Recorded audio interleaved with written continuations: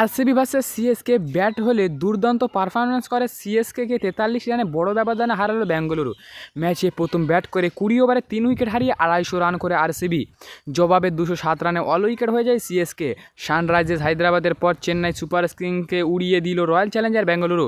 Defending চ্যাম্পিয়নদের performance ঠিক যেমন আশা করে ফ্যানেরা, ঠিক সেইভাবেই এগিয়ে চলেছে আরসিবি। ব্যাটে বলে দুর্দান্ত পারফরম্যান্স করে সিএসকেকে 43 রানে বড় ব্যবধানে হারালো বেঙ্গালুরু। ম্যাচে প্রথম ব্যাট করে 20 ওভারে 3 উইকেট হারিয়ে 250 রান করে আরসিবি। জবাবে 200 রানে অল উইকেট হয়ে যায় সিএসকে। বড় ব্যবধানে টেবিলে জিতে সবার উপরে চলে যায় আরসিবি। ম্যাচ টস জিতে প্রথম বোলিং করার সিদ্ধান্ত নেয় সিএসকে। ওপেনিং জুটিতে ভালো শুরু হয়, 37 রান করেন বিরাট কোহলি। বিরাট কোহলি 28 রানে অল আউট হয়ে যান। এরপর সল্ট ও দেবদূত পাডিক্কাল মিলিয়ে স্কোরবোর্ড এগিয়ে নিয়ে যায়। 93 রানে দ্বিতীয় উইকেটটি পড়ে যায়। 30 বলে 46 রান করে আউট হয়ে যান সল্ট। এরপর অধিনায়ক রজত পাটিদার ও দেবদূত পাডিক্কাল সঙ্গে রানের গতিবেগ আরও বাড়ান। দেবদূত পাডিক্কাল প্রথম ম্যাচের পর দ্বিতীয় ম্যাচেও হাফ সেঞ্চুরি করে নিজেদের ফর্ম ধরে রাখে। 29 বলে 50 রানে আউট হন তিনি। 151 রানে 3টে উইকেট পড়ে যায় আরসিবির। এরপর টিম ডেভিডের ঝোড়ো ব্যাটিং লণ্ডভণ্ড হয়ে যায় সিএসকের বোলিং অ্যাটাক।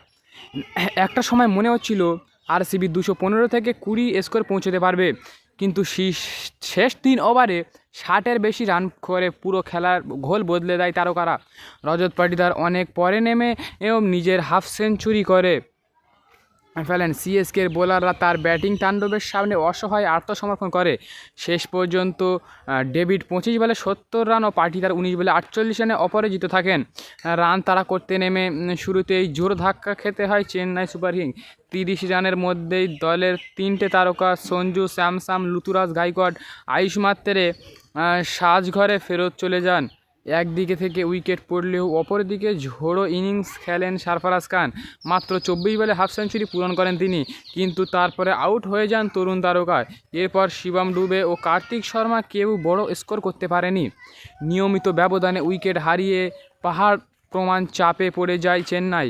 শেষের দিকে প্রশান্ত বীর 43 ও জিমি ওভারটন 37 করে কিছুটা লড়াই করার চেষ্টা করেন, তবে তা 250 তাড়া করার জন্য একেবারেই যথেষ্ট ছিল না। শেষ পর্যন্ত পুরো ওভার ব্যাট করতেও পারেনি। 19 ওভার 4 বলে 207 রানে অল উইকেট হয়ে যান 5 বার আইপিএলের চ্যাম্পিয়ন ভুবনেশ্বর কুমার। 2011 সালে আইপিএলের অভিষেক ভুবনেশ্বর কুমার 2017 সালের থেকে বেশি 2026-এ উইকেট নিয়েছিলেন তিনি। আইপিএলের প্রথম পেসার হিসাবে 200 উইকেট নিলেন ভুবনেশ্বর। এই নজির আর কোনো ফাস্ট বোলারের নেই।